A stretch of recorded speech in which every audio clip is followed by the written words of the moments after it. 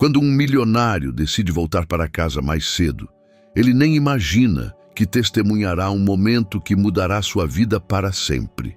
Ao abrir as portas de sua mansão, ele encontra a filha da faxineira com seus gêmeos em uma situação tão surpreendente e chocante que o mundo parece desmoronar diante de seus olhos.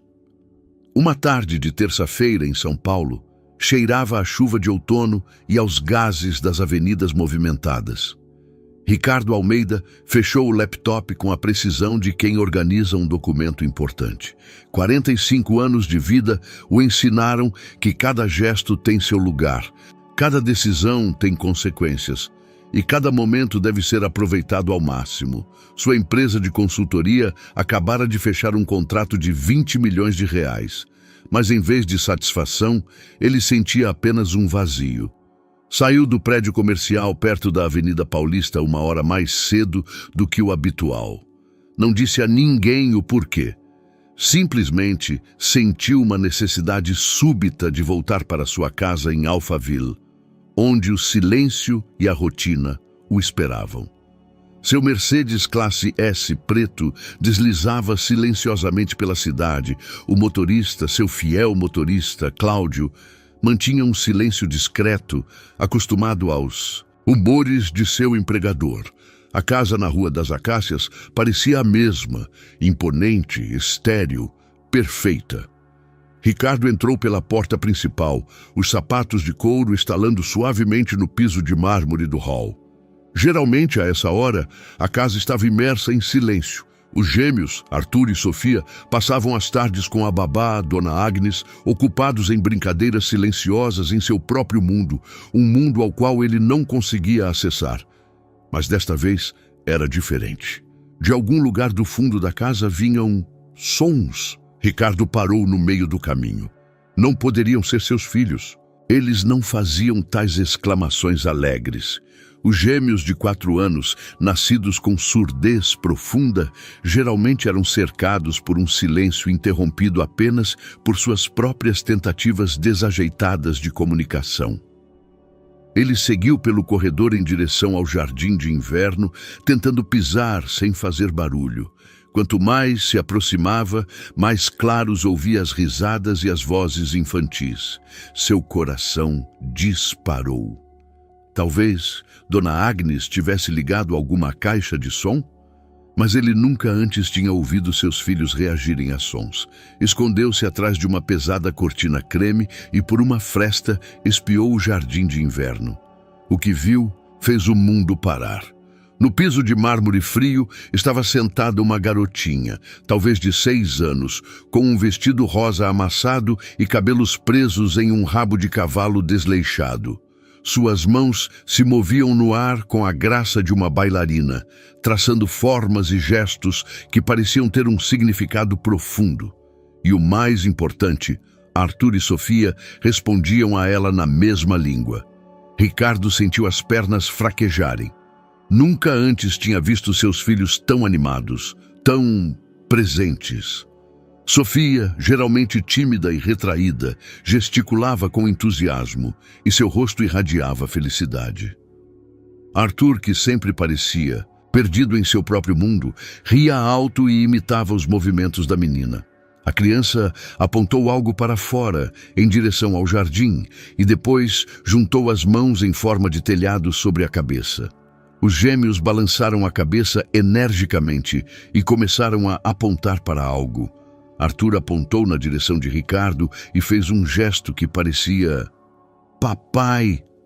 Ricardo engoliu em seco. Seu filho acabara de dizer papai em língua de sinais? Era isso possível? Nenhum dos 2 filhos jamais tentou chamá-lo de qualquer forma. Eles se comunicavam principalmente por meio de apontar, puxar a roupa e suspiros, frustrados dele. A pequena desconhecida continuou sua dança de mãos, e cada gesto parecia ter um significado.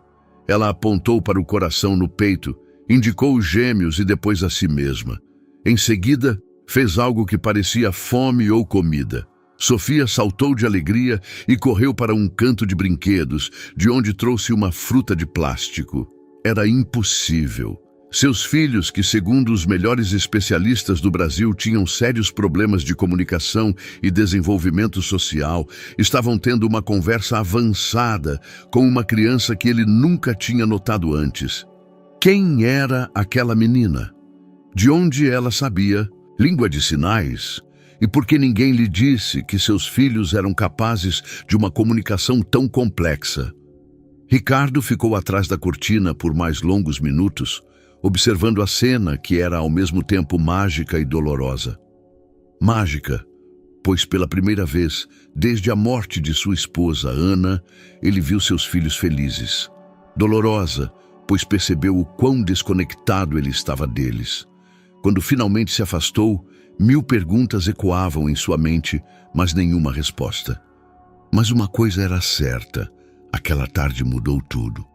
Ricardo passou a noite inteira olhando para o teto do quarto. E roupas de cama de seda que Ana havia escolhido com tanto cuidado, agora pareciam frias e estranhas. Ao lado dele havia um espaço vazio, um lugar que permaneceu intocado por 2 anos, como se sua esposa fosse voltar no dia seguinte. Ao amanhecer, ele se levantou e silenciosamente verificou o quarto das crianças. Arthur e Sofia dormiam pacificamente em suas camas com dossel, cercados por brinquedos coloridos que ele lhes comprava toda semana, na esperança de que algum deles despertasse o interesse deles. A maioria permanecia intocada. Ao descer para a sala de jantar para tomar café da manhã, ouviu os sons familiares da cozinha. Dona Josefina, uma mulher de 50 e poucos anos com cabelos grisalhos sempre presos em um coque apertado, preparava o café da manhã como sempre. Ela era a governanta dele há 3 anos, uma trabalhadora sólida e discreta que cumpria suas tarefas com a precisão que ele exigia de todos em seu entorno. "Bom dia, senhor Almeida", disse ela, sem tirar os olhos dos ovos fritos. Ricardo assentiu, sentando-se à longa mesa de madeira escura.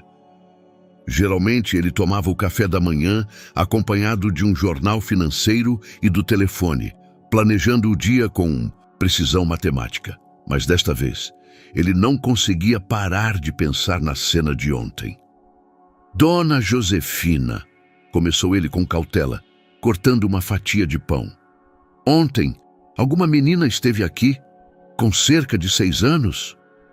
A mulher parou no meio do movimento.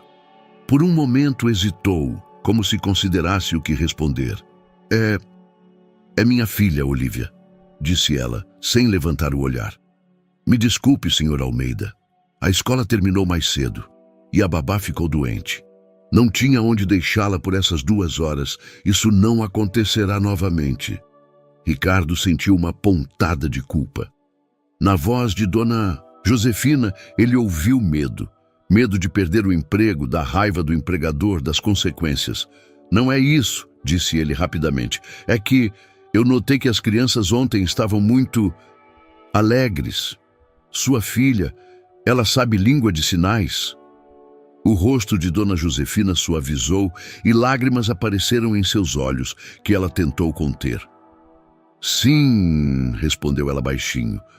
"Olívia tem um dom para línguas. Desde pequena, ela observava crianças surdas no parque e começou a imitar seus gestos. Depois, ela mesma encontrou livros na biblioteca, assistiu a vídeos na internet. Eu disse a ela para não incomodar seus filhos, mas ela não incomoda", interrompeu Ricardo, surpreso com a própria aspereza. Pelo contrário, sentaram-se em silêncio por um momento. Dona Josefina terminava de preparar o café da manhã e Ricardo processava as novas informações. A filha de sua governanta, a quem ele tratava como uma parte invisível do mobiliário da casa, provou ser alguém capaz de fazer o que ele, com todo o seu dinheiro, contatos e especialistas, não conseguiu: comunicar-se com seus próprios filhos. "Há quanto tempo há quanto tempo ela se comunica com eles?" perguntou.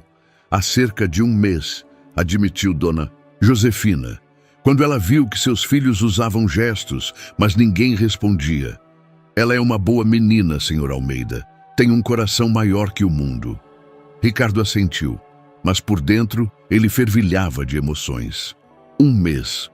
Por um mês inteiro, seus filhos tiveram contato com alguém que conseguia entendê-los. E ele não sabia de nada. Quantas outras coisas aconteciam em sua casa, das quais ele não tinha ideia. Nesse momento, os gêmeos de pijamas entraram correndo na sala de jantar, radiantes como sempre a essa hora. Arthur imediatamente se aproximou de Ricardo e começou a apontar com as mãos. Ele gesticulava energicamente, mas Ricardo não entendia um único sinal. Dona Josefina, disse ele desamparado, o que ele está tentando me dizer? A mulher olhou para o menino e, em seguida, com hesitação, traduziu. Ele pergunta se Olívia vem hoje brincar com vocês. E se o senhor também pode brincar com eles. Ricardo sentiu algo se partir em seu peito. Seu filho, pela primeira vez na vida, lhe fizera uma pergunta. Uma pergunta real, com esperança nos olhos e expectativa por uma resposta. E ele nem sabia como responder na língua que seus próprios filhos entendiam. Diga a ele, começou ele, mas parou. Não, isso estava errado. Ele não podia pedir para traduzir suas conversas com os filhos pelo resto da vida. Olhou para Arthur e Sofia, que o observavam com esperança. Pela primeira vez em anos, sentiu que tinha a chance de ser um pai de verdade para eles. Mas ele precisava aprender a língua deles. Dona Josefina, disse ele com firmeza, poderia me ensinar os sinais básicos? Eu quero me comunicar com meus filhos. As 2 semanas seguintes foram para Ricardo como um curso intensivo de sobrevivência em um país estrangeiro. Todas as noites, ao voltar do escritório, Dona Josefina lhe dedicava 1 hora para ensinar os gestos básicos. Sua filha, Olívia, inicialmente tímida na presença do severo senhor da casa, gradualmente se tornou sua professora mais paciente. Não assim, dizia ela com a seriedade de uma menina de 6 anos, corrigindo a posição de seus dedos. Obrigado é assim, e você precisa sorrir, senão não é a mesma coisa. Ricardo, que passou anos construindo um império empresarial, tropeçava nos sinais mais simples, como uma criança aprendendo a andar. Suas mãos grandes, acostumadas a assinar contratos, pareciam desajeitadas e atrapalhadas nesta nova língua de gestos. Mas as crianças notaram. Pela primeira vez, Arthur e Sofia olhavam para o pai com algo mais do que indiferença. Quando ele tentou dizer, eu amo vocês, e confundiu os gestos, resultando em eu gosto de cenouras, Sofia explodiu em risadas. Foi o som mais bonito que ele ouviu desde a morte de Ana. À noite, quando as crianças já dormiam, Ricardo sentava-se em seu escritório e assistia a vídeos instrutivos no YouTube. O homem que 1 mês antes não conseguia encontrar tempo para ler uma história para os filhos, agora estudava até tarde cada gesto, cada movimento de mão, que pudesse aproximá-lo de Arthur e Sofia. Olívia se tornou um elemento constante nas tardes da casa dos Almeida. Ricardo contratou oficialmente Dona Josefina como babá das crianças fora do horário escolar de sua filha, aumentando também seu salário. Ele argumentou razões práticas, mas a verdade era outra. Pela primeira vez em anos, sua casa fervilhava de vida. Uma quinta-feira, Ricardo voltou do trabalho mais cedo e encontrou uma cena incomum. Na sala de estar, entre os sofás brancos de couro e as luminárias de design, as crianças organizaram um teatro de gestos. Olívia contava um conto de 3 ursos, usando apenas as mãos e a expressão facial, e os gêmeos lhe forneciam os adereços, almofadas como camas para os ursos, uma caneca como tigela para cachinhos dourados. Arthur foi o primeiro a notar o pai. Correu até ele e começou a gesticular energicamente. Ricardo entendeu apenas fragmentos, algo sobre ursos, sobre Olívia e que eles estavam felizes. Mas quando seu filho pegou sua mão e o puxou em direção ao palco improvisado, ele sentiu que havia sido convidado para a apresentação mais importante de sua vida. O Senhor pode ser o urso grande, disse Olivia sem hesitação. Aqui o Senhor precisa mostrar que está bravo porque alguém dormiu na sua cama. Ricardo Almeida, um homem acostumado a salas de conferência e conversas de negócios, ajoelhou-se no tapete e tentou fingir um urso irritado. Seus gestos eram desajeitados, mas as crianças ficaram encantadas. Sofia lhe mostrou como mover as mãos para parecer mais urso, e Arthur ria tão alto que caiu. Após o espetáculo, enquanto Olivia ajudava Dona Josefina na cozinha e as crianças brincavam com blocos, Ricardo sentou-se na sala e observou seus filhos com um novo entendimento. Não era a surdez que era o problema, era sua própria surdez para as necessidades deles. "Papai!", gesticulou Sofia, aproximando-se dele com um ursinho nos braços. Este era um dos primeiros sinais que ele havia aprendido. "Sim, querida", respondeu com gestos, embora soubesse que seus sinais ainda eram incertos. A menina colocou a mão em seu rosto e apontou algo que ele ainda não conhecia. Olivia, que observava a cena da soleira, traduziu baixinho. "Ela diz que te ama e que você é o melhor pai do mundo quando brinca com eles." Ricardo sentiu lágrimas se acumularem em seus olhos. Por 4 anos, ele pensou que as crianças não precisavam dele tanto, porque ele não conseguia se comunicar com elas. Descobriu-se que elas estavam apenas esperando o tempo todo para que ele tentasse.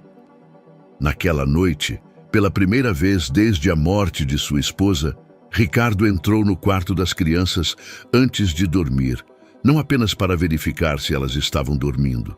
Sentou-se na beira da cama de Sofia e desajeitadamente mostrou-lhe "boa noite" e "eu te amo". A menina respondeu da mesma forma e depois o abraçou tão forte quanto se nunca quisesse soltá-lo. Arthur, da outra cama, mostrou-lhe algo novo, um gesto que parecia ficar. Ricardo ficou. Pela primeira vez em anos, ele se sentou à beira das camas de seus filhos, segurando suas mãos até que adormecessem. E pela primeira vez em muito tempo, ele sentiu que estava exatamente onde deveria estar. Após um mês de aprendizado, Ricardo começou a perceber coisas que antes não via. Todas as manhãs, ao se preparar para o trabalho, ele observava pela janela de seu escritório Olivia passeando pelo jardim com os gêmeos.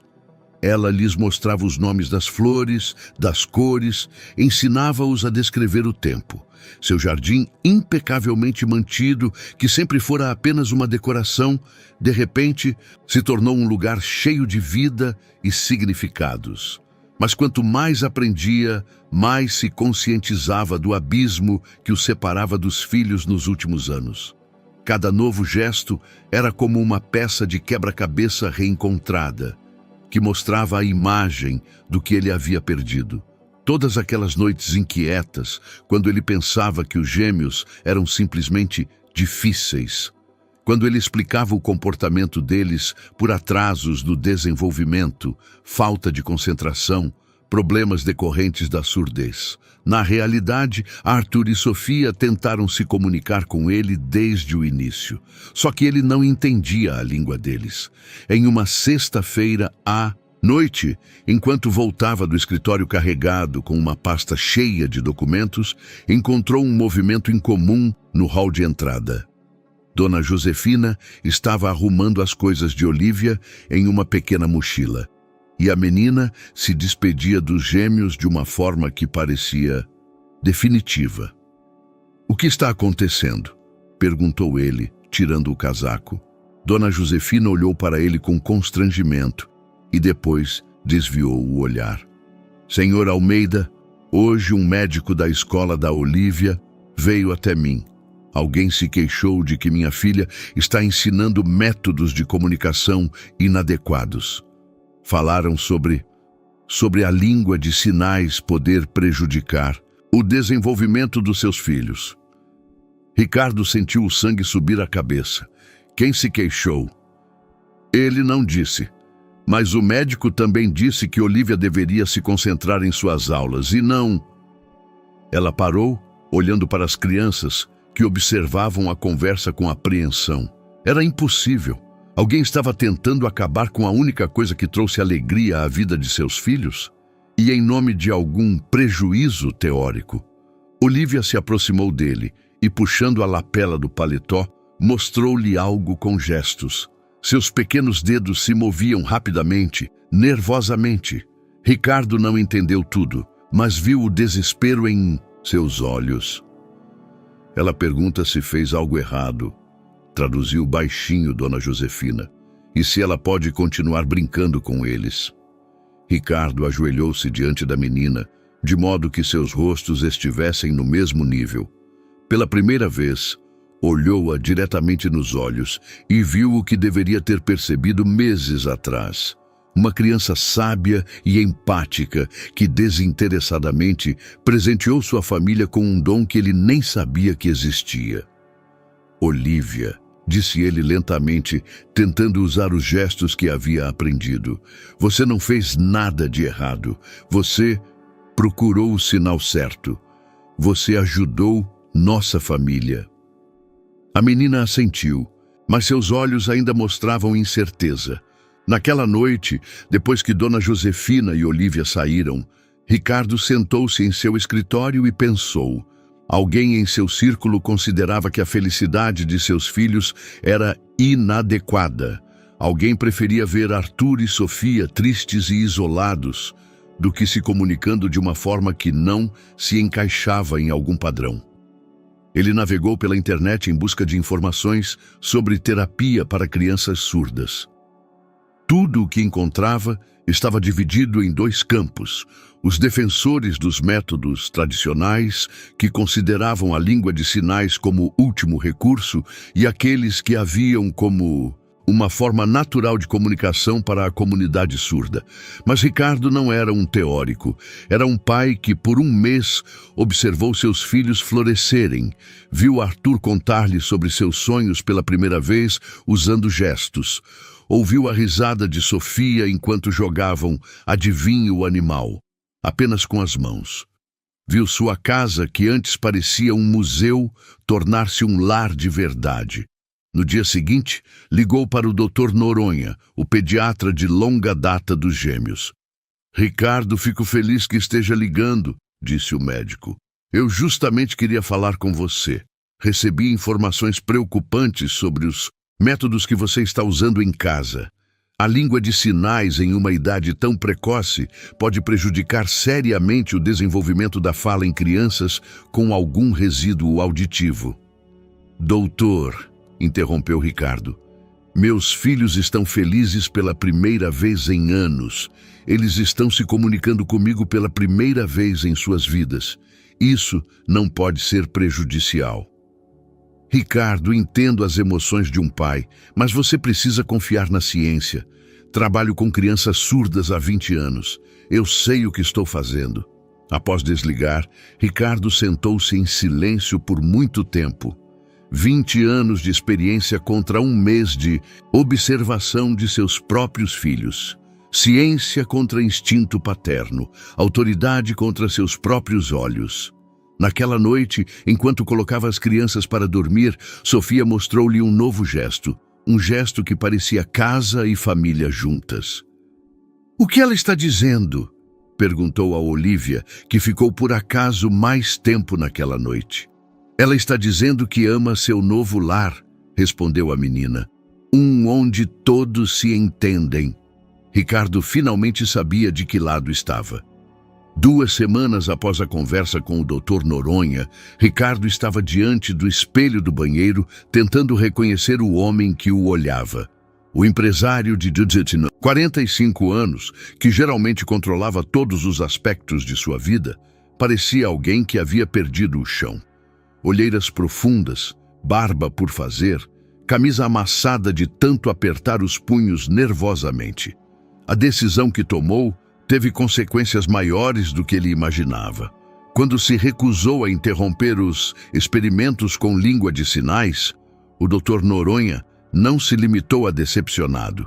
Ele ligou para outros especialistas com quem Ricardo havia consultado ao longo dos anos, para a terapeuta da fala, que estava preparando um programa para as crianças, para o audiologista, que monitorava seus aparelhos auditivos, para o psicólogo infantil, que deveria avaliar seu desenvolvimento emocional. Todos concordavam. Ricardo estava cometendo um erro que poderia custar às crianças a chance de um desenvolvimento normal. Senhor Almeida, disse a doutora Costa, uma renomada terapeuta da fala, sentada em seu escritório como uma juíza proferindo uma sentença, a língua de sinais pode parecer atraente, pois oferece resultados rápidos, mas a longo prazo ela consolida o isolamento. As crianças deixarão de tentar se comunicar com o mundo ouvinte. Ricardo ouviu os argumentos que pareciam lógicos, científicos, profissionais. Mas quando voltava para casa à noite e via Arthur contar gestualmente para Olívia sobre seu dia no jardim de infância, quando observava Sofia aprender a palavra para chuva, neve, sol, todos esses argumentos se desfaziam como um castelo de cartas. O problema era que ele começara a duvidar de suas próprias observações. Talvez ele realmente estivesse vendo o desenvolvimento das crianças através de óculos cor-de-rosa. Talvez seu desespero em encontrar qualquer conexão com Arthur e Sofia o estivesse fazendo exagerar seus progressos. A situação se complicou ainda mais quando começaram a surgir problemas na empresa. Seu colega mais próximo e amigo de longa data, Tiago Vasconcelos, pediu uma reunião urgente. Ricardo esperava uma conversa sobre novos investimentos, mas Tiago colocou uma pasta de documentos diante dele que fez o mundo parar. Ricardo, precisamos conversar, disse Tiago, evitando seu olhar. A auditoria fiscal detectou irregularidades contábeis, grandes irregularidades. Os documentos falavam por si. Nos últimos 2 anos, alguém vinha desviando sistematicamente fundos das contas da empresa para contas privadas. As somas chegavam a milhões de reais e todas as transações foram autorizadas por Tiago.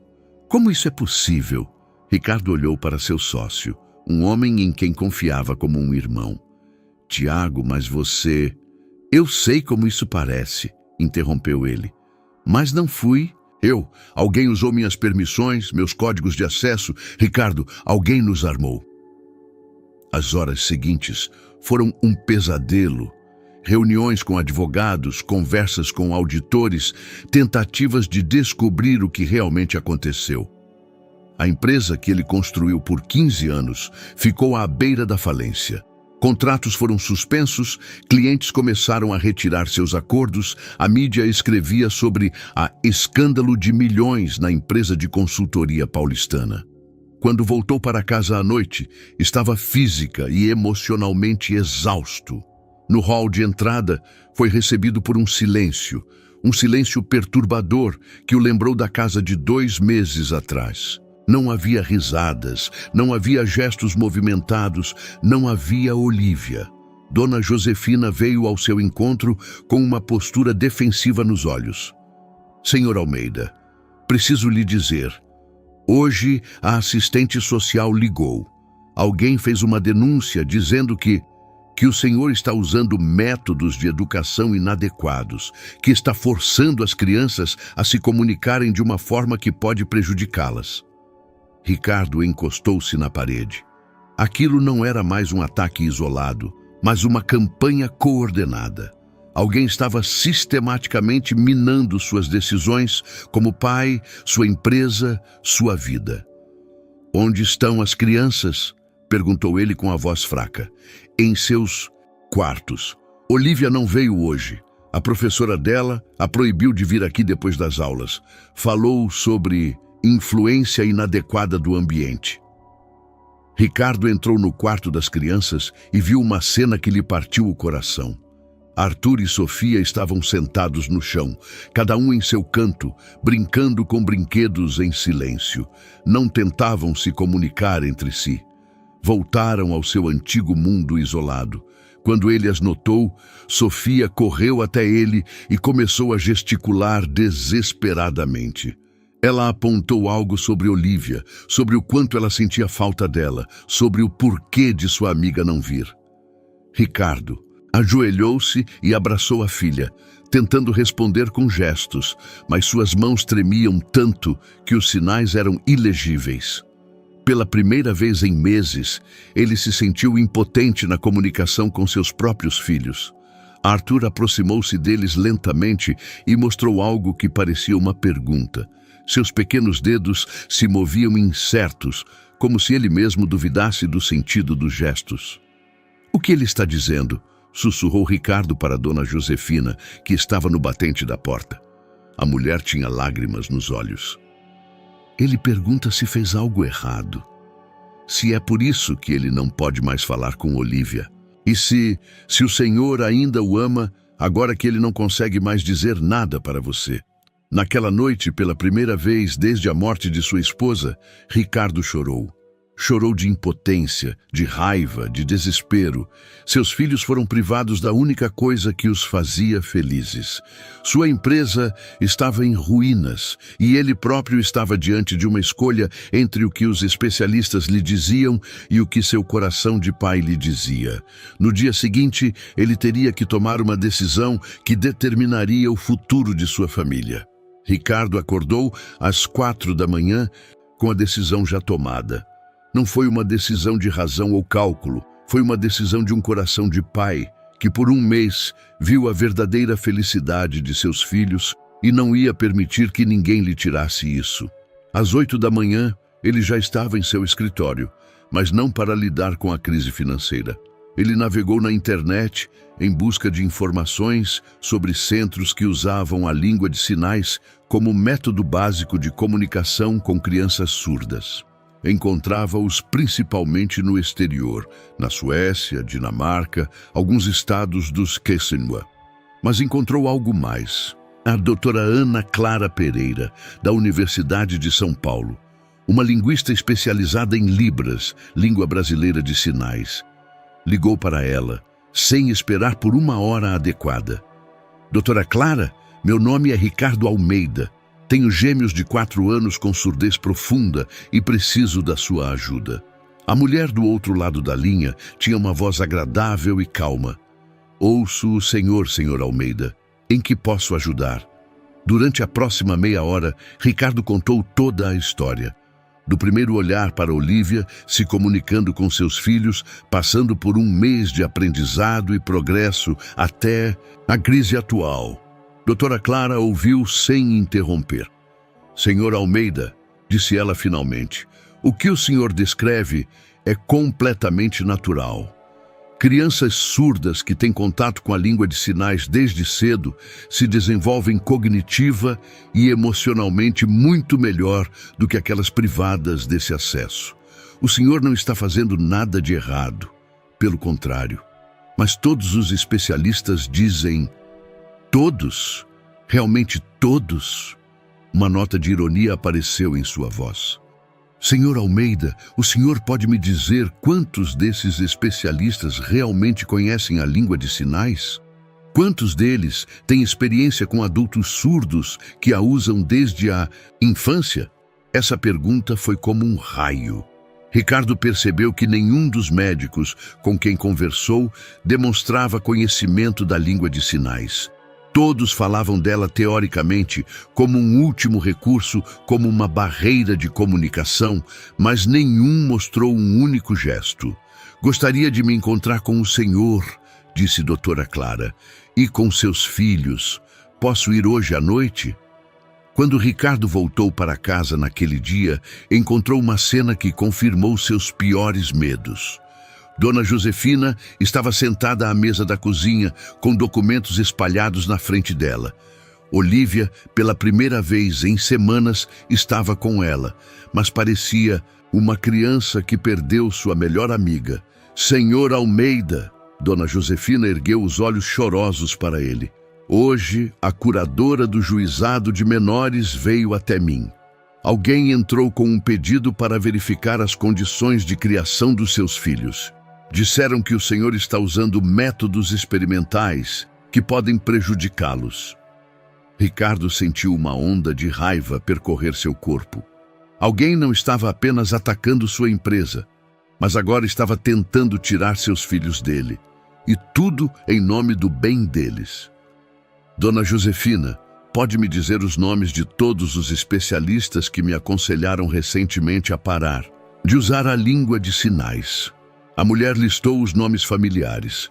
Dr. Noronha, Doutora Costa, Professor Machado da Clínica de Audiologia. E algum deles já tentou se comunicar com Arthur e Sofia usando gestos? Dona Josefina balançou a cabeça. Não, senhor Almeida. Eles sempre falaram sobre as crianças, nunca para as crianças. Nesse momento, os gêmeos entraram na sala de estar. Estavam mais silenciosos do que o normal, mas quando viram Olívia, seus rostos se iluminaram como o sol. Arthur correu até a menina e começou a gesticular tão rápido que suas pequenas mãos eram quase invisíveis. Ele lhe contou sobre tudo o que havia acontecido na última semana, sobre o quanto ele a sentia falta, sobre o fato de que ele não entendia por que eles não podiam brincar. Olívia respondeu no mesmo ritmo e, de repente, parou e olhou para Ricardo. Ela lhe mostrou algo com gestos, seu rostinho sério como nunca antes. O que ela está dizendo? Perguntou. Ela está dizendo que Arthur e Sofia pensaram que você não os amava mais, porque você parou de falar com eles com gestos. E que ela também estava com medo de ter feito algo errado. Ela pergunta se pode dizer a eles que tudo ficará bem. Ricardo ajoelhou-se na frente das 3 crianças e, pela primeira vez em semanas, usou os gestos que havia aprendido. Olívia, diga a eles que eu os amo. Diga a eles que ninguém pode nos impedir de nos entendermos. E diga a eles que nunca mais vou deixar que alguém nos diga como devemos nos comunicar. Às 7 da noite, a campainha tocou. Na soleira estava uma mulher pequena, quarentona, com cabelos curtos grisalhos e um olhar cheio de vida. Assim que cruzou o limiar, começou a se comunicar com gestos. Suas mãos se moviam com uma graça e fluidez que Ricardo nunca tinha visto antes. Arthur e Sofia ficaram fascinados. Com esta doutora, eles não precisavam ter medo. Ela não os olhava como um problema a ser resolvido. Ela falava com eles como com pessoas de verdade. Fazia perguntas sobre seus brinquedos, sobre o que gostavam de fazer, sobre sua amiga Olívia. Senhor Almeida, disse doutora Clara finalmente, enquanto as crianças brincavam na sala de estar. Seus filhos são inteligentes, emocionalmente maduros e têm uma incrível capacidade de comunicação. O que o senhor está fazendo não é apenas correto, é essencial para o desenvolvimento deles. Mas todos dizem, todos que não conhecem a realidade da vida das pessoas surdas. Interrompeu-a suavemente. Senhor Almeida, o senhor sabe que a comunidade surda considera a língua de sinais sua comunicação natural e não uma deficiência. É uma língua completa com sua própria gramática, sintaxe, cultura. Naquela noite, ao colocar as crianças para dormir, Ricardo sentiu pela primeira vez em semanas uma sensação de paz. Sofia lhe mostrou um novo gesto que havia aprendido com doutora Clara, esperança. Sim, querida, respondeu com gestos, esperança. As 2 semanas seguintes foram para Ricardo como uma luta, em 2 frentes. De dia, ele lidava com a salvação da empresa. À noite, preparava-se para a visita do curador judicial. Doutora Clara tornou-se sua aliada inestimável, ajudando-o a entender não apenas as técnicas de comunicação, mas toda a filosofia por trás da língua de sinais. Senhor Almeida, dizia ela durante um de seus encontros, O Senhor precisa entender que esta não é uma luta por métodos terapêuticos. É uma luta pelo direito de seus filhos serem eles mesmos.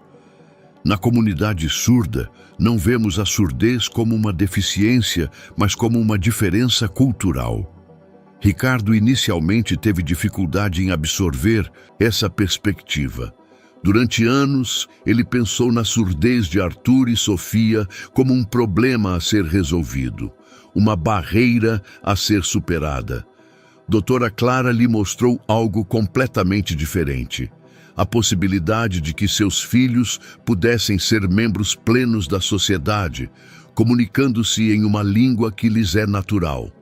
Mas, ao mesmo tempo, a situação na empresa se tornava cada vez mais complicada. Tiago, seu sócio de longa data, foi preso em relação a acusações de malversação. Embora ele ainda garantisse sua inocência, as evidências pareciam esmagadoras. Ricardo se viu em uma situação em que teve que não apenas defender sua empresa, mas também tomar a dolorosa decisão de romper os laços com seu amigo mais antigo. "Você não entende, Ricardo", disse Tiago durante uma de suas últimas conversas, enquanto estava preso. "Alguém nos armou. Alguém que conhecia nossos procedimentos, nossos códigos de acesso. Não fui eu." Ricardo queria acreditar nele. Tiago foi a testemunha de seu casamento com Ana, o padrinho dos gêmeos, a única pessoa que esteve com ele nos momentos mais difíceis após a morte de sua esposa. Mas os fatos eram implacáveis. Assinaturas, autorizações, transferências, tudo apontava para Tiago.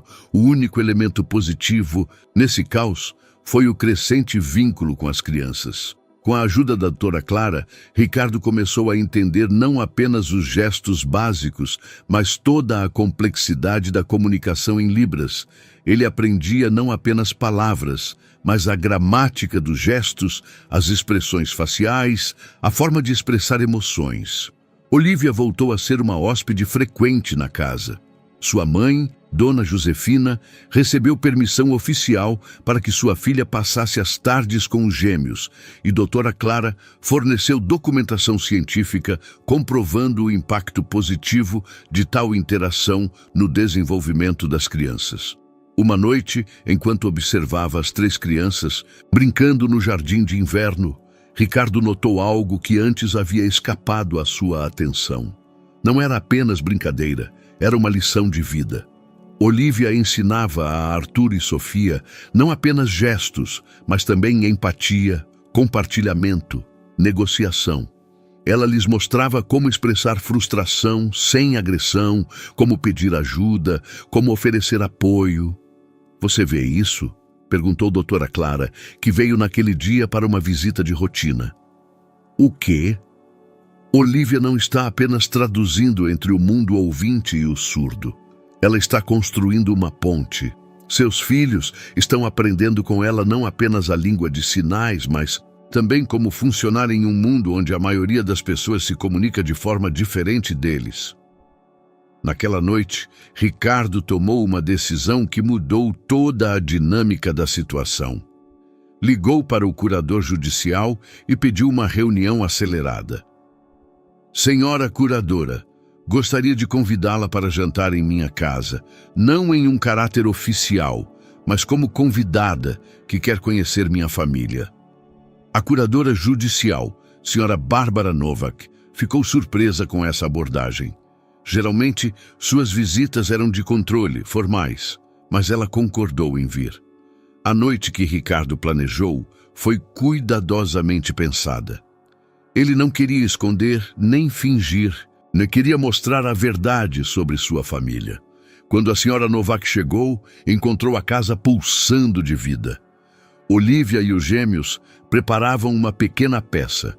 Contavam gestualmente um conto de fadas sobre 3 órfãs que encontrariam uma nova família. Ricardo observou o rosto da curadora durante o espetáculo. Inicialmente, ela estava cautelosa, profissionalmente distante. Mas quando Sofia se aproximou dela e perguntou com gestos se ela gostava da história deles, algo mudou. A senhora Novak viu pela primeira vez não crianças com problemas, mas pequenos seres inteligentes e sensíveis que tinham sua própria e bela forma de comunicação. Senhor Almeida, disse ela durante o jantar, devo admitir que o que vejo é muito diferente do que alguns especialistas me descreveram. Em que sentido? Eles falavam de isolamento, de problemas de integração social, de distúrbios de desenvolvimento. Eu vejo crianças felizes, comunicativas, sociais. Vejo um pai que sabe conversar com seus filhos. Após o jantar, quando a senhora Novak se despediu da família, Arthur correu até ela e mostrou-lhe um gesto de despedida que parecia uma combinação de adeus e obrigado. Doutora Clara, que também estava presente, traduziu. Ele diz, obrigado por ter vindo e por ser gentil conosco. Espero que tenha nos compreendido. A senhora Novak tinha lágrimas nos olhos ao sair. Uma semana depois, Ricardo recebeu um documento oficial. A curadora judicial recomendou o arquivamento do caso sem mais ações.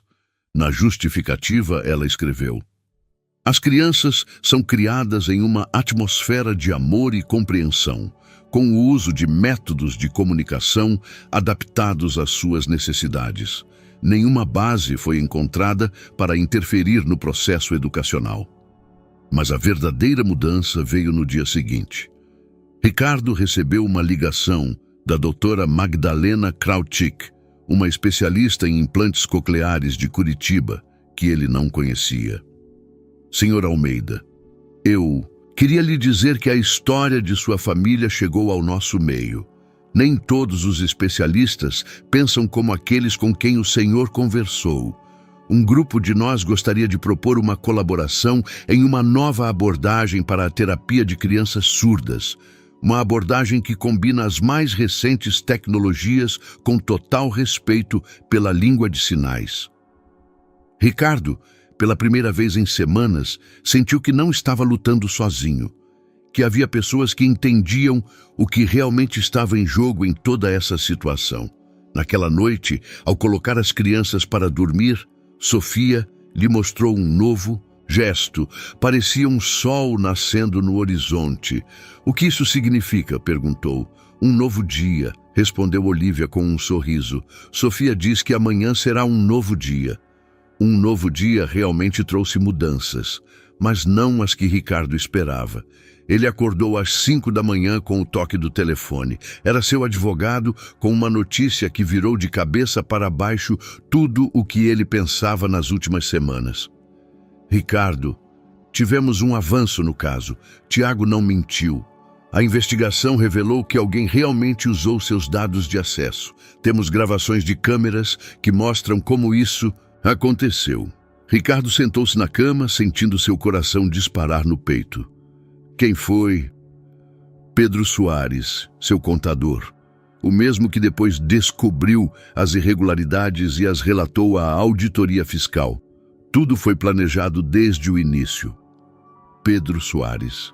O homem em quem Ricardo confiava há 7 anos, que conhecia todos os aspectos financeiros da empresa, que tinha acesso a todos os códigos e procedimentos. O homem que estava em reuniões de diretoria enquanto discutiam os problemas, que expressava compaixão pela situação difícil de Tiago, que oferecia ajuda para restaurar a imagem da empresa. Mas por quê? Perguntou Ricardo, embora no fundo ele já soubesse a resposta. Dinheiro, é claro. Mas não só isso. Soares tinha sua própria empresa de consultoria, que abriu secretamente 1 ano atrás. Seus principais clientes já receberam propostas de colaboração de sua empresa. Foi um takeover hostil, Ricardo. Ele queria destruir sua reputação e assumir o negócio. Quando o advogado terminou a ligação, Ricardo sentou-se em silêncio, tentando processar o que ouviu. Nas últimas semanas, ele se culpava por não ter percebido a traição de Tiago, por ter avaliado mal o caráter de seu amigo mais antigo. Enquanto isso, a verdadeira traição estava diante dele. Todos Os dias, na forma de um homem que lhe expressava compaixão e oferecia apoio. Mas havia outra verdade mais perturbadora nessa descoberta. Se Soares planejou destruir sua empresa há 1 ano, será que por acaso... Ricardo pegou o telefone e ligou para a doutora Clara. Doutora, a senhora precisa me ajudar a verificar uma coisa. Pode me dar os nomes dos especialistas que mais se opuseram à minha decisão de usar a língua de sinais? 15 minutos depois, ele teve a resposta que confirmou seus piores pressentimentos. Dr. Noronha, doutora Costa, professor Machado, todos eram pacientes de uma clínica privada, de neurologia pertencente à esposa de Pedro Soares. Senhor Almeida, disse doutora Clara, acho que alguém atacou sistematicamente não apenas sua empresa, mas também sua família. Alguém que sabia que se o isolasse de seus filhos, o senhor seria uma vítima mais fácil nos negócios. Ricardo sentiu uma onda de raiva percorrer seu corpo. Soares não apenas roubou milhões de reais e destruiu a amizade com Tiago. Ele também usou seus filhos, sua surdez, seu desespero de pai como ferramenta de manipulação. Ele convenceu especialistas a dissuadi-lo da única coisa que dava felicidade a ele e às crianças. Naquele dia, Ricardo tomou 2 decisões cruciais. A primeira dizia respeito à empresa.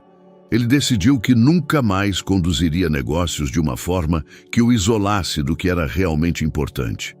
A segunda decisão foi algo que ele pensou por semanas, mas não teve coragem de realizar.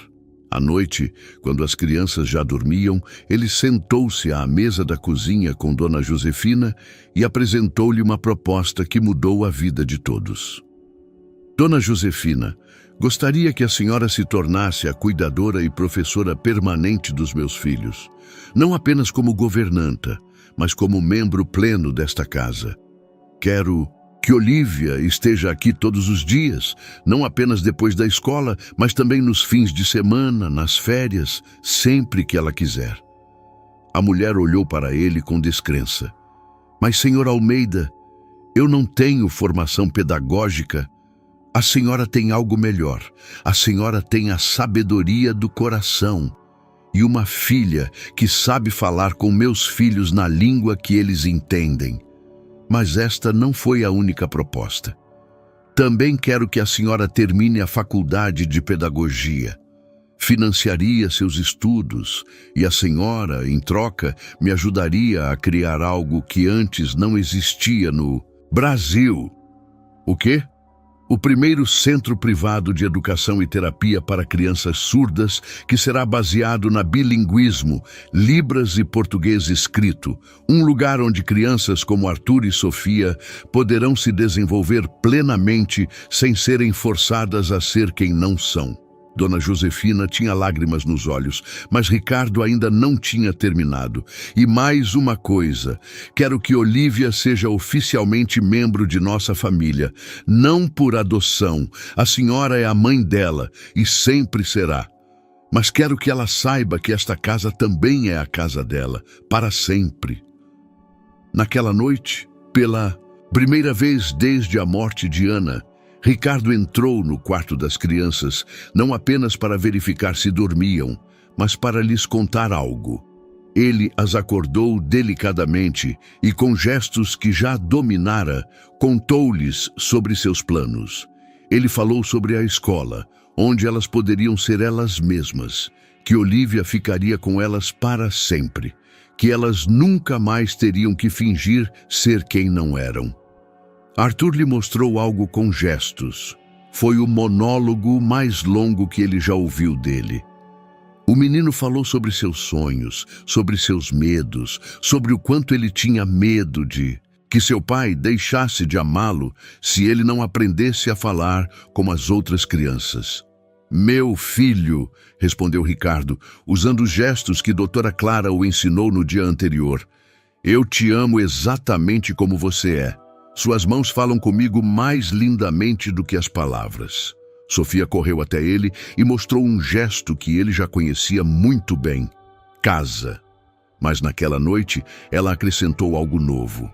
Um gesto que significava todo ou completo. Sua casa estava finalmente completa. No dia seguinte, começou o trabalho real de reconstruir a vida. E Ricardo, pela primeira vez, em anos, sabia exatamente o que queria alcançar. 3 meses depois, Ricardo estava em pé em um prédio vazio na Rua dos Lírios, que se tornaria a sede de seu novo empreendimento. Com ele estavam Doutora Clara, Dona Josefina, em um novo tailleur. Ela era agora oficialmente sua substituta e coordenadora do programa educacional, e um arquiteto especializado em projetar espaços para pessoas com deficiência. Aqui será a sala principal de brincadeiras com iluminação que não projeta sombras, para que as crianças possam ver claramente os gestos, explicou o arquiteto, apontando para o interior iluminado. E ali organizaremos um mini-teatro onde poderão apresentar suas peças em libras. Ricardo ouvia, mas ao mesmo tempo observava Arthur, Sofia e Olívia, que corriam pelos cômodos vazios, imaginando como seria o lugar quando estivesse pronto. Seu entusiasmo era contagiante. Pela primeira vez em suas vidas, elas tinham um espaço projetado especialmente para elas, onde não precisariam se adaptar ao mundo dos ouvintes. Mas o caminho até este momento não foi fácil. Após a divulgação do escândalo Soares, Ricardo recuperou a maior parte dos fundos roubados, mas o processo de reconstrução da reputação da empresa durou meses. Alguns clientes voltaram com pedidos de desculpas, outros permaneceram desconfiados. Tiago, após sair da prisão, precisou de tempo para voltar à vida normal. A amizade entre eles foi se reconstruindo lentamente, mas algumas feridas eram profundas. Sabe, Ricardo, disse Tiago durante um de seus encontros, durante essas semanas na prisão pensei muito sobre como é fácil perder tudo, sobre o que é realmente importante. E a quais conclusões você chegou? Que você tomou a decisão certa, com as crianças, com a língua de sinais, com toda essa mudança. Eu sabia por anos que algo estava errado com a maneira como você vivia, mas não tive coragem de dizer. O que você quer dizer? Após a morte de Ana, você se tornou como um robô. Tudo tinha que ser perfeito, controlado, previsível, mas a vida não é assim. As crianças não são assim. Talvez tudo o que aconteceu tenha sido necessário para que você finalmente começasse a viver de verdade. Tiago estava certo.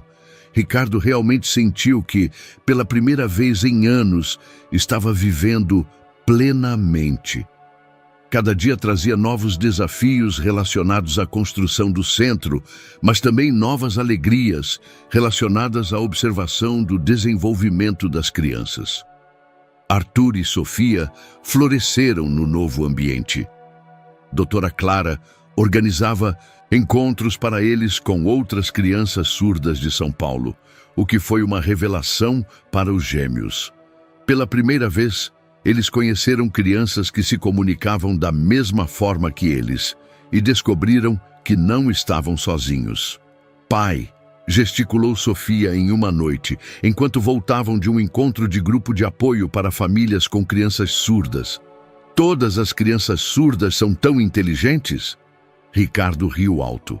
Sua filha acabara de descobrir que a surdez não significava limitações intelectuais, mas apenas uma forma diferente de comunicação.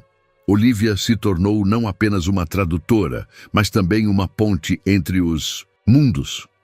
Sua mãe, Dona Josefina, matriculou-se em um curso noturno de pedagogia e a cada semana tornava-se uma colaboradora cada vez mais confiante. Ricardo observava como a mulher, que por anos foi apenas uma governanta no fundo, descobria seus talentos organizacionais e pedagógicos. Mas o verdadeiro avanço ocorreu quando Agnieszka Kaczmarek, uma jovem de 30 e poucos anos com diploma de psicologia e surda desde o nascimento, se candidatou ao centro. Doutora Clara me contou sobre o seu projeto, disse ela em gestos durante a primeira reunião, enquanto uma das voluntárias traduzia para Ricardo, cujas habilidades em Libras ainda eram limitadas ao básico. Sou psicóloga, mas também uma pessoa surda que lutou a vida inteira pelo direito de ser eu mesma no mundo dos ouvintes. Agnieszka contou sua história.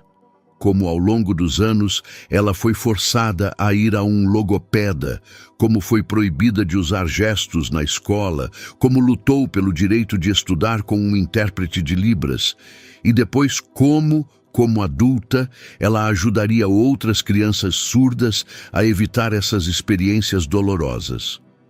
Quero trabalhar em seu centro, disse ela. Não como alguém para curar, mas como alguém que mostrará às crianças que é possível ser surdo e feliz, educado, realizado. Ricardo sabia que havia encontrado a peça que faltava no quebra-cabeça. Agnieszka se tornou a primeira psicóloga em tempo integral do centro e sua presença mudou toda a dinâmica do trabalho. À noite, quando voltavam para casa após mais um dia de preparativos, Ricardo notou que Arthur estava escondendo algo. O menino olhava furtivamente para o pai, como se quisesse dizer algo, mas hesitasse. "O que está acontecendo, filho?" perguntou com gestos. Arthur aproximou-se dele e, muito seriamente, mostrou uma longa sequência de gestos. Ricardo entendeu apenas fragmentos, mas foi o suficiente para sentir seu coração apertar de emoção. "Olivia, pode me traduzir?" pediu. A menina, que se tornou uma tradutora especialista, ouviu atentamente os gestos de Arthur. Ele diz que ama a nova escola, mas o que ele mais ama é que finalmente pode te contar sobre seus sonhos. E que sonhou com a mamãe, que lhe dizia com gestos que tinha orgulho dele. Ricardo engoliu em seco. Ana, sua esposa, que morreu antes que os filhos completassem 2 anos, antes que alguém pensasse em aprender Libras. Arthur se lembrava dela em seus sonhos, imaginou-a como alguém que poderia se comunicar com ele. "Diga a ele", sussurrou para Olivia, "que a mamãe tem orgulho com certeza e que eu também tenho orgulho dele todos os dias." Naquela noite, ao colocar as crianças para dormir, Ricardo, pela primeira vez desde a morte de Ana, pensou nela sem dor. Pensou em como ela ficaria feliz vendo em quem seus filhos estavam se tornando. Como ela teria orgulho do caminho que ele escolheu para a família. Sofia lhe mostrou um novo gesto. Parecia um coração se expandindo e ocupando cada vez mais espaço. "O que isso significa?" perguntou. "Amor que cresce", respondeu Olivia. "Sofia diz que o amor de vocês cresce a cada dia e que em breve será grande o suficiente para todas as crianças que vierem para a nova escola." Ricardo sorriu. Sua pequena filha entendeu a essência do que estavam construindo melhor do que a maioria dos adultos. 15 meses após o fatídico dia de terça-feira que mudou tudo, Ricardo se olhou no espelho do banheiro e, pela primeira vez em anos, não reconheceu seu reflexo, mas desta vez de forma positiva. O homem que olhava para ele do espelho parecia mais jovem, mais calmo, descansado. Acima de tudo, parecia feliz. A mudança foi tão significativa que até sua secretária, Beatriz, que trabalhava com ele há 10 anos, notou. "Senhor Ricardo, posso dizer algo pessoal?" perguntou em uma sexta-feira, enquanto ele assinava os últimos documentos antes do fim de semana. "Claro. O senhor mudou completamente. Antes, o senhor parecia, desculpe dizer, mas como alguém que carrega uma carga pesada o tempo todo. Agora, o senhor parece tê-la finalmente deixado." Beatriz estava certa. Ricardo realmente sentiu que havia deixado para trás o fardo que carregava desde a morte de Ana. Ele não se esqueceu de sua esposa. Pelo contrário, agora ele podia pensar e falar sobre ela com as crianças sem dor, com gratidão pelos anos que passaram juntos e pelo dom que eram Arthur e Sofia. Mas a maior mudança foi percebida nos relacionamentos com as crianças. Ele não era mais apenas seu cuidador. Tornou-se seu pai em todos os sentidos da palavra. As noites passadas juntos deixaram de ser uma obrigação. Tornaram-se a melhor parte do seu dia. Arthur e Sofia, agora com 5 anos, floresceram não apenas no centro, mas principalmente em casa. Em uma noite de novembro, aconteceu algo que Ricardo guardou como um dos momentos mais importantes de sua vida. Ao voltar do trabalho, encontrou uma cena incomum na sala de estar. Sofia estava sentada à mesa e escrevia. Sua pequena mão segurava um lápis e rabiscava letras no papel. "O que você está fazendo, querida?" perguntou com gestos. A menina ergueu o rosto radiante para ele e mostrou a folha. Estava escrito: "Eu te amo, pai." "Agnieszka me ensinou a escrever palavras em português", gesticulou Sofia com orgulho. "Agora posso te escrever cartas." Ricardo ajoelhou-se ao lado da filha, sentindo seu coração subir à garganta. Por todos esses meses, ele se concentrou em aprender a língua de sinais, sem perceber que as crianças também estavam aprendendo o português, escrito paralelamente. Sofia já conseguia escrever não apenas papai e amo, mas também seu nome, o nome do irmão, Olivia, mamãe. "Tenho algo para te mostrar", gesticulou Arthur, que observava a cena do outro lado da sala. Aproximou-se do pai com outra folha. Em seu desenho havia uma família, mas não um desenho comum de criança. Era uma verdadeira história em quadrinhos. Via-se a casa onde moravam, o centro onde estudavam, o parque onde brincavam. E, acima de tudo, havia mãos, grandes, pequenas, gesticulando, abraçando. "Esta é a nossa história", explicou Arthur, "desde quando éramos tristes até agora, quando estamos felizes." Naquela noite, ao colocar as crianças para dormir, Ricardo, pela primeira vez, perguntou-lhe sobre o futuro. "O que vocês querem fazer quando forem grandes?" A resposta de Sofia o surpreendeu. "Eu quero ser como a Agnieszka, ajudar outras crianças surdas a não terem medo de si mesmas." Arthur tinha outros planos. "Eu quero construir pontes, pontes de verdade, mas também como as do nosso centro." Nesse momento, Ricardo entendeu que seus filhos não apenas aceitaram sua surdez, mas a transformaram em força. Eles não pensavam em si mesmos como pessoas com deficiência, mas como membros de uma comunidade que tem sua própria língua, sua própria cultura, seu próprio lugar no mundo. No dia seguinte, ele chegou ao centro mais cedo do que o habitual. Queria observar em silêncio as crianças entrando no prédio pela manhã. O que viu confirmou suas mais ousadas esperanças. Mikhail Kowalski, que meio ano atrás se escondia atrás das pernas de sua mãe, agora gesticulava energicamente com um grupo de colegas. Anna Kowalska, uma menina com desafios de desenvolvimento adicionais, estava sentada em círculo com outras crianças e lhes contava, algo com gestos, e todas ouviam com interesse. Piotr Wojcik, filho da mãe solteira, ria alto de uma piada que alguém contou em libras. Mas o mais importante foi o que ele viu nos olhos dos pais. O Sr. Novak, que meio ano atrás parecia derrotado, agora conversava com outros pais sobre os sucessos de sua filha. A Sra. Kowalska estava organizando um grupo de apoio para mães. A Sra. Wojcik se matriculou em um curso de intérprete de Libras. "Como vocês lidam com tudo isso?" perguntou o Sr. Nowak, olhando para Ricardo com o desespero que ele conhecia bem de sua própria experiência. Ricardo sentou-se ao lado dele e, pela primeira vez na vida, contou toda a sua história a um estranho.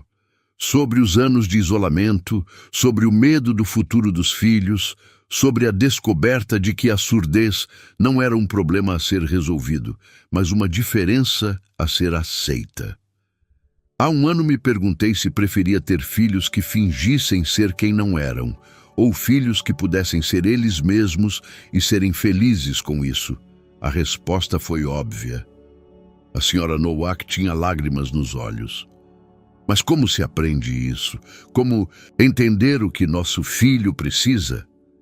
Este foi o momento que Ricardo esperou por meses de preparação. "Aqui", disse ele, apontando para a sala cheia de crianças brincando juntas, comunicando-se com gestos, rindo alto. Aqui ele aprenderá, mas não apenas a criança, todos nós. O programa do centro tinha algo que representava sua maior inovação nas condições brasileiras. Aulas não apenas para crianças, mas para famílias inteiras. Os pais aprendiam Libras junto com os filhos. Irmãos de crianças surdas conheciam a cultura surda. Os avós tinham seus próprios encontros especiais com Agnieszka, que os ajudava a entender que os netos não eram doentes, mas diferentes. À noite, quando os últimos convidados saíram, Ricardo sentou-se na sala vazia com seus colaboradores mais próximos. Doutora Clara serviu chá em canecas com o logo do centro. Uma ponte colorida conectando dois lados. Como vocês avaliam o primeiro dia? Perguntou. Vi 16 anos de trabalho com crianças surdas, respondeu doutora Clara. Mas nunca vi uma conexão tão natural de famílias. O que vocês criaram não é um centro terapêutico comum. É uma comunidade, Agnieszka acrescentou. O que mais me emocionou foi ver Arthur e Sofia cuidando de outras crianças. Elas se tornaram embaixadoras deste lugar, mostrando a outros que é possível ser surdo e confiante. Dona Josefina, que naquele dia estava em todos os lugares ao mesmo tempo, organizando, traduzindo, consolando pais e brincando com as crianças, disse algo que se tornou o lema não oficial do centro. Hoje, pela primeira vez, vi pais pararem de ter vergonha de seus filhos e começarem a se orgulhar deles. Quando todos saíram, Ricardo ficou sozinho com Arthur, Sofia e Olívia, que insistiram em ficar até o final. Elas estavam sentadas no canto de brinquedos, construindo algo com blocos que parecia uma casa. "O que vocês estão construindo?" perguntou com gestos. Sofia lhe mostrou o que criaram. Não era uma casa, mas muitas casas conectadas por pontes. E em todos os lugares havia pequenas figuras, crianças e adultos que passavam de uma casa para outra. "Este é o nosso centro", gesticulou Olívia. "Um lugar onde todos têm sua casa, mas todos estão juntos." Naquela noite, enquanto voltavam para casa, Arthur lhe mostrou algo que ele ainda não conhecia. Um gesto que parecia mãos, passando algo valioso umas para as outras. "O que isso significa?" se perguntou. "Compartilhar a felicidade", respondeu Olívia. "Arthur diz que hoje vocês compartilharam sua felicidade com outras famílias." Ricardo sorriu. Finalmente entendeu que a verdadeira felicidade realmente se multiplica quando é compartilhada. 6 meses após a abertura do centro, Ricardo se olhou no espelho do banheiro e, pela primeira vez em anos, não reconheceu seu reflexo, mas desta vez de forma positiva. O homem que olhava para ele do espelho parecia mais jovem, mais calmo, descansado. Acima de tudo, ele parecia feliz.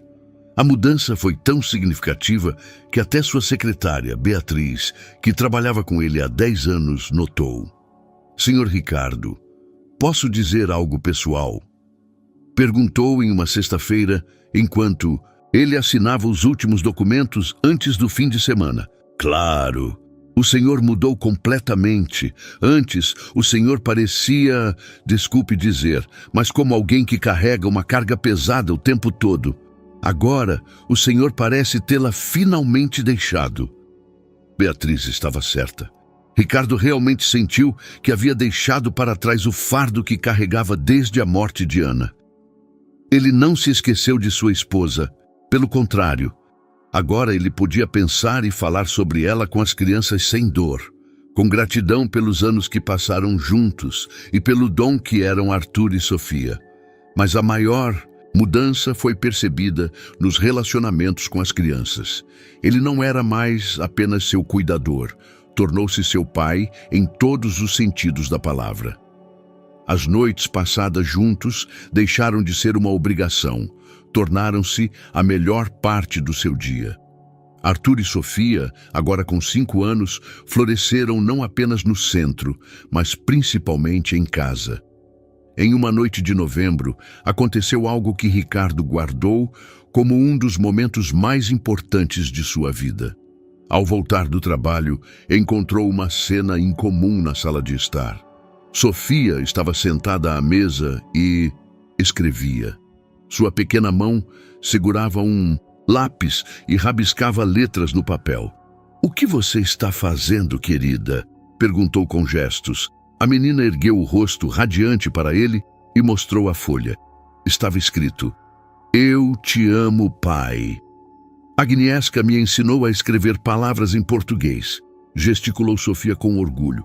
"Agora posso te escrever cartas." Ricardo ajoelhou-se ao lado da filha, sentindo seu coração subir à garganta. Por todos esses meses, ele se concentrou em aprender a língua de sinais, sem perceber que as crianças também estavam aprendendo o português escrito paralelamente. Sofia já conseguia escrever não apenas papai e amo, mas também seu nome, o nome do irmão, Olivia, mamãe.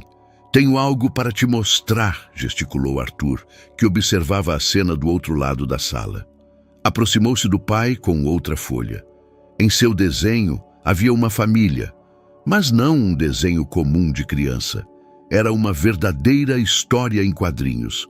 Via-se a casa onde moravam, o centro onde estudavam, o parque onde brincavam e, acima de tudo, havia mãos, grandes, pequenas, gesticulando, abraçando. "Esta é a nossa história", explicou Arthur. "Desde quando éramos tristes até agora, quando estamos felizes." Naquela noite, ao colocar as crianças para dormir, Ricardo, pela primeira vez, perguntou-lhes sobre o futuro. "O que vocês querem fazer quando forem grandes?" A resposta de Sofia o surpreendeu. "Eu quero ser como a Agnieszka, ajudar outras crianças surdas a não terem medo de si mesmas." Arthur tinha outros planos. "Eu quero construir pontes de verdade, mas também como as do nosso centro." Nesse momento, Ricardo entendeu que seus filhos não apenas aceitaram sua surdez, mas a transformaram em força. Eles não pensavam em si mesmos como pessoas com deficiência, mas como membros de uma comunidade que tem sua própria língua, sua própria cultura, seu próprio lugar no mundo. No dia seguinte, ele chegou ao centro mais cedo do que o habitual. Queria observar em silêncio as crianças entrando no prédio pela manhã. O que viu confirmou suas mais ousadas esperanças. Mikhail Kowalski, que meio ano atrás se escondia atrás das pernas de sua mãe, agora gesticulava energicamente com um grupo de colegas. Anna Kowalska, uma menina com desafios de desenvolvimento adicionais, estava sentada em círculo com outras crianças e lhes contava algo com gestos, e todas ouviam com interesse. Piotr Wojcik, filho da mãe solteira, ria alto de uma piada que alguém contou em libras. Mas o mais importante foi o que ele viu nos olhos dos pais. O Sr. Novak, que meio ano atrás parecia derrotado, agora conversava com outros pais sobre os sucessos de sua filha. A Sra. Kowalska estava organizando um grupo de apoio para mães. A Sra. Wojcik se matriculou em um curso de intérprete de Libras. "Marcos", disse Dra. Clara, aproximando-se dele, "você tem consciência de que criou algo mais do que um centro educacional?" "O que você quer dizer?" "Você criou uma família de famílias, uma comunidade que durará anos. Essas crianças crescerão juntas, se apoiarão, mudarão o mundo." À tarde, Ricardo recebeu um telefonema que o fez sentir um orgulho que nunca experimentou antes. "Estou ligando do Ministério da Educação", disse uma voz ao telefone. "Gostaríamos de convidá-lo para uma conferência sobre inovações na educação de surdos. Seu modelo de trabalho com famílias tem potencial para se tornar um padrão para todo o país."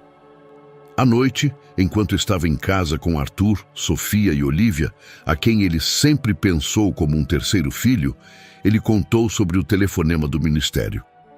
"O que isso significa?", perguntou Sofia. "Significa que outras crianças em todo o Brasil poderão ter uma escola como a de vocês. Olivia, que embora ouvinte, se tornou uma tradutora fluente entre os mundos, perguntou: "E nós, continuaremos juntos?" Ricardo abraçou todos os três e disse com gestos: "Sempre estaremos juntos. Esta é a nossa família, e uma família não termina, apenas cresce." Naquela noite, deitado na cama, Ricardo pensou no caminho que percorreram naquele ano e meio. Do isolamento à comunidade, do desespero à esperança, do silêncio à comunicação verdadeira. Mas, acima de tudo, pensou que amanhã seria mais um dia cheio de possibilidades e que pela primeira vez em anos ele estava ansioso por isso. Um ano após a abertura do centro, no primeiro aniversário daquele memorável dia de terça-feira, quando Ricardo viu Olivia pela primeira vez conversando com seus filhos, a maior celebração da história dos pontes de comunicação estava sendo preparada. Não era apenas uma celebração do sucesso, mas uma verdadeira revolução na abordagem brasileira para a educação de crianças surdas. O ministro da Educação aceitou pessoalmente o convite para a conferência Pontes entre Mundos, que Ricardo organizou com uma equipe dos mais renomados especialistas do país. Nos últimos meses, o modelo desenvolvido no centro de São Paulo foi testado em Curitiba, Porto Alegre e Belo Horizonte, com resultados igualmente espetaculares. Mas para Ricardo, o verdadeiro sucesso não era medido em estatísticas ou reconhecimento oficial. Era medido pelo que ele viu naquela manhã, quando entrou no centro às 7, 2 horas antes do início oficial da celebração. Na sala principal, um grupo de 12 crianças de 3 a 8 anos estava sentado em círculo, todas surdas, todas se comunicando fluentemente em Libras. Mas não era uma manhã comum no centro. As crianças estavam preparando uma peça que apresentariam na gala da noite. Arthur, agora com 6 anos e atuando como líder informal do grupo, organizava o ensaio. Suas mãos se moviam com a graça de um intérprete experiente, enquanto ele explicava às crianças mais novas como contar gestualmente a história de uma criança que encontrou sua voz. "Lembrem-se", gesticulou para seus amigos, "esta não é uma peça para ouvintes. Esta é a nossa história contada em nossa língua. Se eles não nos entenderem, o problema é deles, não nosso."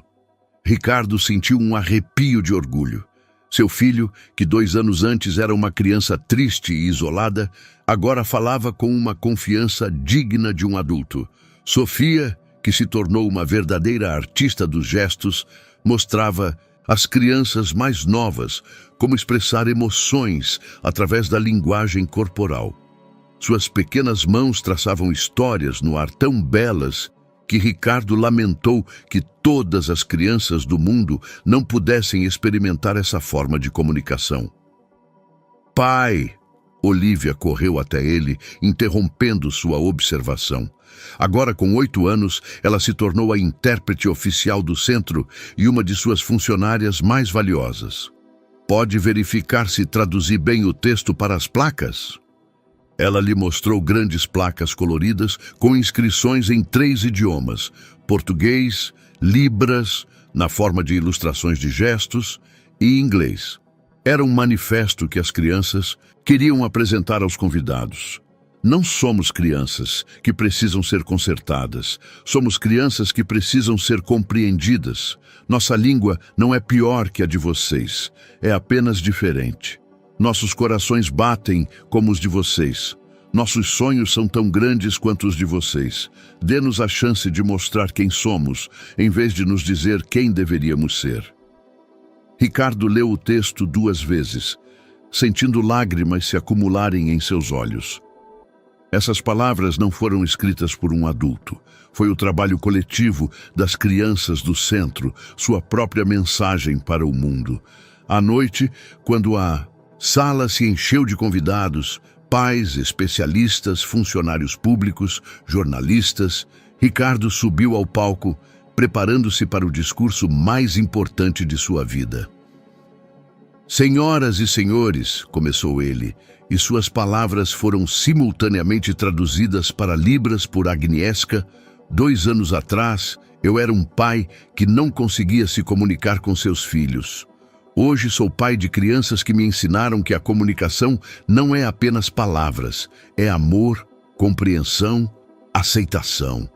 Ele contou toda a história, do primeiro olhar para Olivia, conversando com gestos com os gêmeos, passando pela crise com os especialistas que queriam proibi-lo de usar a língua de sinais, até o dia de hoje. Mas esta não é a minha história, continuou. Esta é a história de cada família que precisa escolher entre o que os outros lhes dizem e o que seu coração lhes diz.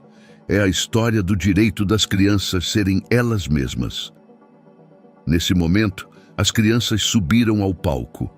12 pequenos artistas que, sem palavras, usando apenas mãos, corpos e expressões faciais, contaram uma história que emocionou a todos na sala. A peça durou 15 minutos, mas um silêncio pairou na sala por mais 5 minutos após seu término. Em seguida, ouviram-se aplausos, não educados, protocolares, mas verdadeiros, emocionais, durando vários minutos. O ministro da Educação aproximou-se do microfone visivelmente emocionado. Em meus 30 anos de carreira na educação, vi muitos programas inovadores, mas nunca vi nada tão convincente quanto o que acabamos de testemunhar. O modelo Pontes de Comunicação será implementado em todo o país a partir do próximo ano letivo. Mas para Ricardo, o mais importante foi o momento após a parte oficial, quando ficaram sozinhos. Ele, Dona Josefina, Olivia, Arthur e Sofia. Sentaram-se na sala vazia, cercados pelas placas com o manifesto das crianças. "Como você se sente, papai?" perguntou Sofia com gestos. Ricardo pensou um pouco antes de responder. Como ele se sentia? Orgulhoso, feliz, realizado. Todas essas palavras eram verdadeiras, mas nenhuma capturava a totalidade. "Eu me sinto completo", respondeu finalmente com gestos. "Pela primeira vez na vida, sinto que todas as peças do quebra-cabeça encontraram seu lugar." Arthur aproximou-se dele e mostrou um novo gesto que Ricardo não conhecia. "O que isso significa?" perguntou. "Novo começo", disse Olivia com um sorriso. "Arthur diz que hoje a história de vocês não termina. Hoje começa um novo capítulo." Naquela noite, quando tudo foi limpo e os convidados se dispersaram, Ricardo ficou na varanda de sua mansão em Alphaville e olhou para as estrelas. 2 anos antes, no mesmo lugar, ele se sentia como um homem preso em sua própria vida. Hoje, sentia-se livre, não livre da responsabilidade. Pelo contrário, ele tinha mais do que nunca. Ele era responsável pelo centro, pelo futuro do programa em todo o país, por dezenas de famílias que confiaram em sua visão. Mas ele estava livre do medo, livre da sensação de que não sabia como ser pai, livre da crença de que seus filhos eram um problema a ser resolvido. Finalmente, ele era apenas ele mesmo, e isso era suficiente. 15 meses após a memorável terça-feira que mudou tudo, Ricardo acordou não com o despertador, mas com o toque suave de uma mãozinha em seu ombro. Sofia estava ao lado de sua cama de pijama rosa, segurando um pedaço de papel. "O que aconteceu, querida?" perguntou com gestos, sentando-se na cama. A menina lhe mostrou um desenho que ela estava fazendo em segredo há uma semana. Nele havia uma casa, a casa deles, em Alphaville. Mas ela não parecia mais um museu com paredes brancas e interiores estéreis. Na imagem, era um espaço quente e cheio de cores, onde trabalhos de crianças penduravam nas paredes, onde brinquedos estavam na sala de estar e onde vasos de ervas floresciam na cozinha. "Esta é a nossa casa agora", gesticulou Sofia. "Uma casa onde todos nos entendemos." Ricardo abraçou a filha e olhou pela janela para o jardim, onde Arthur e Olivia já brincavam, preparando uma surpresa para seu aniversário. Hoje, ele completava 46 anos, mas pela primeira vez na vida, ele não contava os anos que passaram, mas sim os que viriam. Após o café da manhã, que se tornou um ritual familiar, todos sentados juntos, conversando com gestos e em voz alta, planejando o dia, Ricardo foi para o centro. Hoje era sábado, mas ele veio verificar os últimos preparativos para a abertura da segunda unidade em Curitiba. Na sala principal, ele encontrou uma cena que se tornou um símbolo do que eles alcançaram. Agnieszka estava conduzindo um workshop para os novos pais. Dona Josefina, agora com o título de bacharel em pedagogia, estava organizando a biblioteca de livros sobre cultura surda, e doutora Clara estava finalizando o programa de treinamento para professores de todo o Brasil. Como estão os preparativos? Perguntou a Agnieszka durante o intervalo. Fantástico! Já temos 20 famílias inscritas para começar em Curitiba.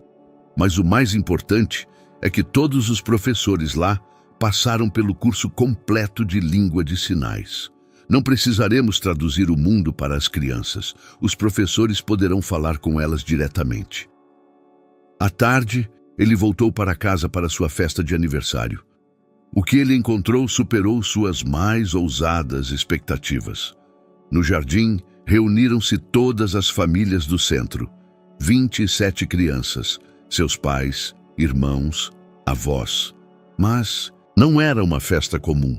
Arthur subiu em um pequeno palco que construíram com blocos e começou a gesticular para os presentes. Seu discurso foi traduzido em voz alta por Olívia. Hoje não celebramos apenas o aniversário do papai Ricardo. Celebramos o aniversário da nossa grande família. Há um ano, cada um de nós estava sozinho com seus problemas. Hoje, estamos juntos com nossas forças. Em seguida, todas as crianças juntas cantaram para ele parabéns em língua de sinais. Foi o presente mais bonito que ele já recebeu. À noite, quando os convidados foram embora, Ricardo sentou-se na sala de estar com seus entes queridos, Dona Josefina, Olívia, Arthur e Sofia. Na mesinha, havia uma carta que ele recebeu de manhã. Um convite para uma conferência internacional sobre educação de surdos em Copenhague. Você vai? Perguntou Dona Josefina. Nós iremos, corrigiu Ricardo. Todos nós. Esta será nossa primeira viagem ao exterior como família. Sofia correu até ele e mostrou um novo gesto. Parecia um coração que se abre e emite luz. O que isso significa? Perguntou, embora já soubesse.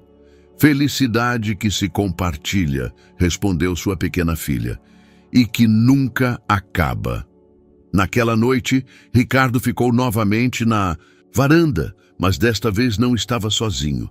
Arthur e Sofia estavam ao lado dele, olhando para as estrelas. Não conversavam, simplesmente estavam juntos, em um silêncio cheio de amor e compreensão. Finalmente, encontraram a língua em que o coração fala com o coração. E essa língua não precisava de palavras.